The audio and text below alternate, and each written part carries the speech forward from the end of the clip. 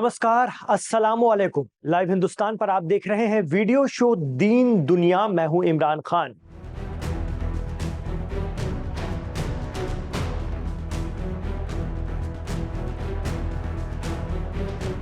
Middle east में जंग बढ़ती जा रही है। गजा के लिए सिर पर कफन बांध कर निकले यमन के अंसारुल्लाह या हूती लड़ाकों को रोकने के लिए इस्राइल ने एक बार फिर यमन की राजधानी सना पर हमला बोला। इस्राइल का दावा है कि इस हमले में अंसारुल्लाह सरकार के प्राइम मिनिस्टर अहमद अल रहाबी को निशाना बनाया गया है और उनकी मौत हो गई है। कहा जा रहा है कि ईरान और लेबनान की तंजीम हिजबुल्लाह की तरह इस्राइल ने यमन में भी टारगेट किलिंग शुरू कर दी है, लेकिन अंसारुल्लाह मिलिट्री और यमन में उनकी क़यादत ने इस्राइल के इस दावे को पूरी तरह से नकार दिया है। उनका कहना है कि यमन के पीएम अहमद अल रहाबी पूरी तरह से महफूज हैं, उन्हें किसी भी तरह का कोई नुकसान नहीं हुआ है। यानी दोनों ही फरीक, दोनों ही पक्ष अपने अपने दावे कर रहे हैं। अगर इस्राइल का दावा सही है तो उसने यमन में टारगेट किलिंग का अपना खाता खोल लिया है, जो अब तक इस्राइल के बूते के बाहर था।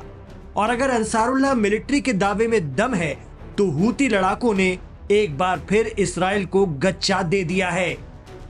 दरअसल ईरान जैसे ताकतवर देश में भी 13 से 22 जून तक चली जंग के पहले ही दिन इस्राइल ने 13 जून को अल सुबह ईरान की एलीट फोर्स पासदाराने इस्लाम और मिलिट्री के टॉप अफसरों को सटीक निशाना बनाया था।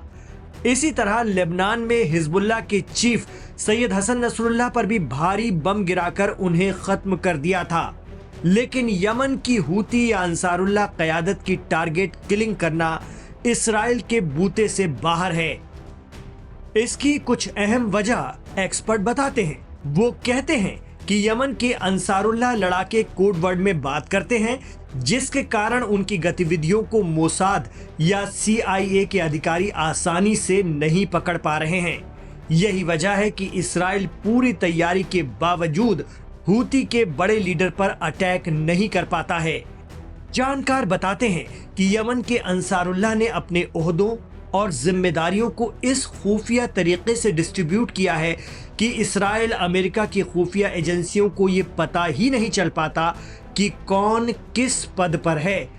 हूती लीडरशिप में सिर्फ 3 लोग ही नजर आते हैं। एक हैं Houthi chief Abdul Malik al Houthi, जो रूपोश रहते हैं, सिर्फ वीडियो पैगाम के जरिए ही अपनी बात कहते हैं। दूसरे हैं यहया सारी, जो हूती मिलिट्री के तर्जुमान या प्रवक्ता हैं। वो या तो यमन के सरकारी मीडिया पर दिखते हैं या कभी सना की सड़कों पर, लेकिन अक्सर वो भी पर्दे के पीछे से ऑपरेशन अंजाम देते हैं। इसके अलावा मेहंदी अल मश्त, जो यमन की सरकार में प्रेसिडेंट हैं। इन 3 लोगों के अलावा बाकी कौन कहां किस तरह की जिम्मेदारी निभा रहा है कोई नहीं जानता।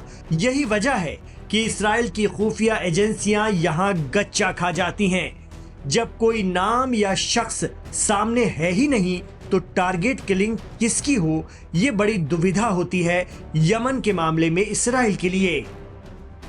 यमन से इस्राइल की तरफ मिसाइलें और ड्रोन दागे जाते हैं और लाल सागर या रेड सी पर इस्राइली जहाजों की आमदो रफ्त पूरी तरह से बंद करके रखी गई है।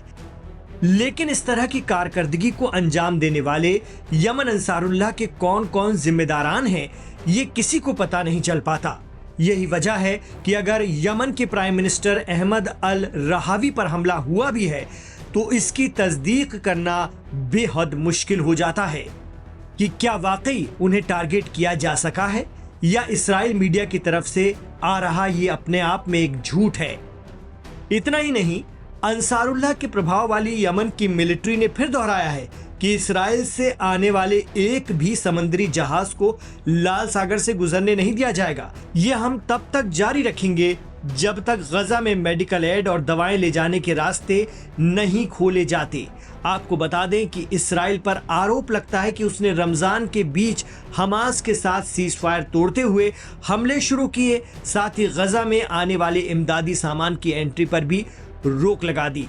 जब दुनिया भर से प्रेशर बना तो अब इसराइल अमेरिकी एजेंसियों की मदद से हवाई जहाज के जरिए गजा में सहायता गिराने का दावा कर रहा है, लेकिन इस दौरान भी अकाल बदस्तूर जारी है और बहुत से लोगों की भूख से जान जा रही है।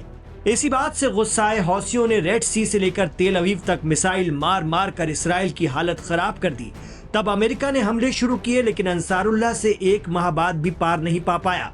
मीडिया रिपोर्ट की माने तो इस बीच अमेरिका ने यमन के अंसारुल्लाह को ऑफर भी दिया था कि वो लाल सागर पर अमेरिकी जहाजों पर हमले बंद कर दें, हम भी उन्हें नहीं छेड़ेंगे।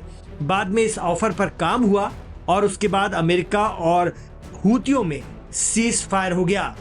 यमन के जैदी शियाओं की बस एक ही जिद है और वो ये है कि गजा पर इसराइली आक्रामकता बंद हो, तब यमन भी हमले रोक देगा। इस बीच सोशल मीडिया के जरिए यमन में अंसारुल्लाह के chief Syed Abdul Malik Badruddin al Houthi का बयान भी आता रहा है।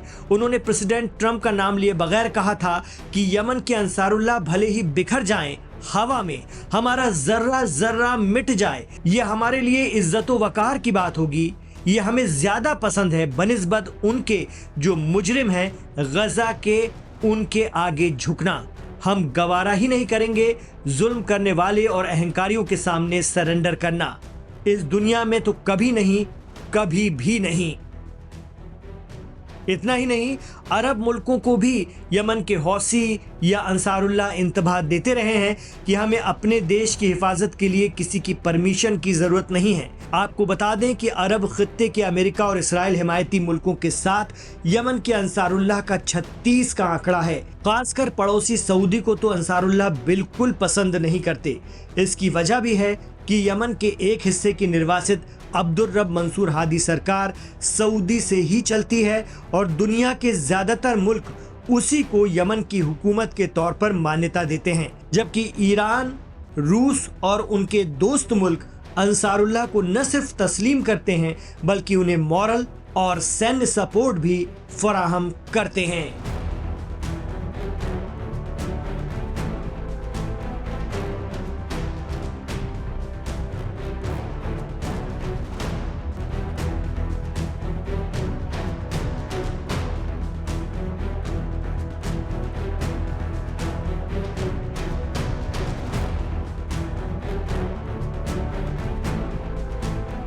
इमरान खान के साथ आप आखिर तक कनेक्ट रहे हैं तो आपसे गुजारिश रहेगी कि इस वीडियो को लाइक कीजिए, शेयर कीजिए, आगे बढ़ाइए। हमारे चैनल लाइव हिंदुस्तान को सब्सक्राइब जरूर कीजिए।